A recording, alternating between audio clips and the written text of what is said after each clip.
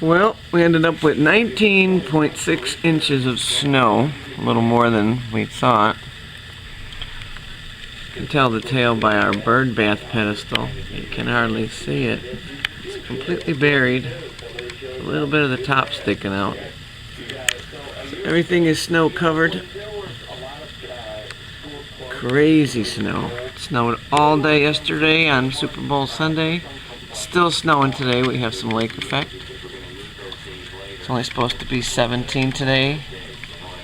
So nice and chilly. So, that's our Super Bowl Sunday storm.